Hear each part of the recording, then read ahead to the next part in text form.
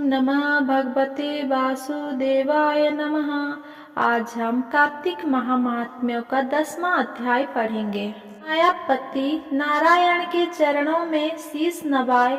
10वां अध्याय कार्तिक। लिखो नारायण राय। राजा पृथु बोले, हे ऋषि श्रेष्ठ नारद जी, आपको प्रणाम है। कृपया अब यह बताने की कृपा कीजिए कि जब भगवान शिव शंकर ने अपने मस्तक के तेज को क्षीर सागर में डाला तो उस समय क्या हुआ। नारद जी बोले, हे राजन, जब भगवान शंकर ने अपना वो तेज क्षीर सागर में डाल दिया तो उस समय वो शीघ्र ही बालक होकर सागर के संगम पर बैठकर संसार को भय देने वाला रुदन करने लगा।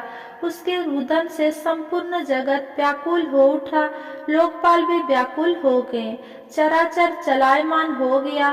शंकर सुबन के रुदन से संपूर्ण ब्रह्मांड व्याकुल हो गया।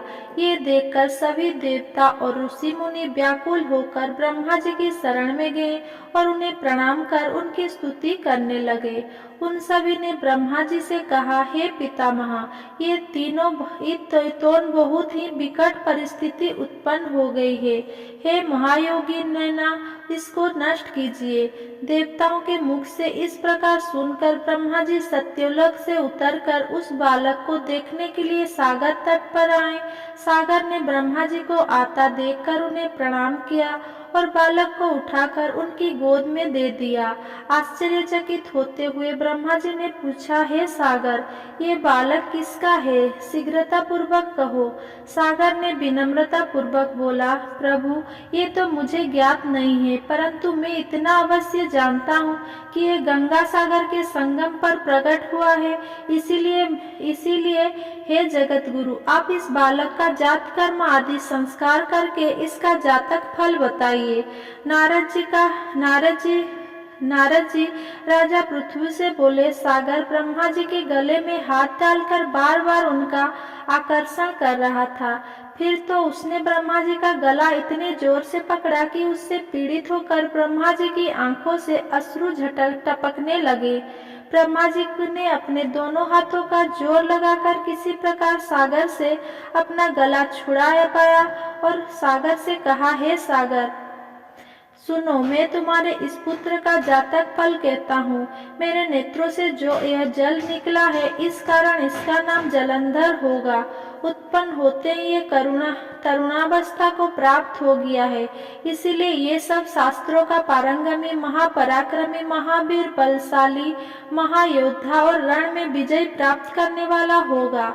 ये बालक सभी दैत्यों का अधिपति होगा।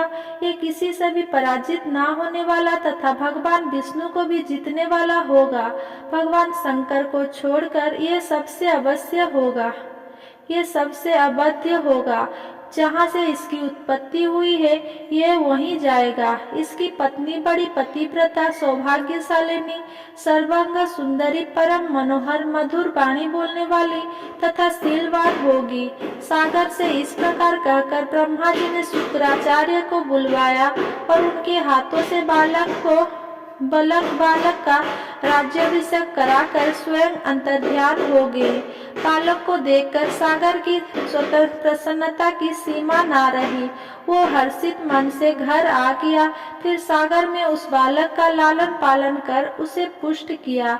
फिर कालनौमी नामक असुर को बुलाकर वृंदा नामक कन्या से विधि पूर्वक उसका विवाह करा दिया। उस विवाह में बहुत बड़ा उत्सव हुआ। श्री शुक्राचार्य के प्रभाव से पत्नी सहित जलंधर दैत्य का राजा हो गया। कार्तिक महात्म्यों का 10वां अध्याय संपूर्ण। अगर मेरा ये वीडियो आपको पसंद आया हो तो मेरा वीडियो को लाइक, कमेंट, शेयर करें। मेरा चैनल को सब्सक्राइब करें।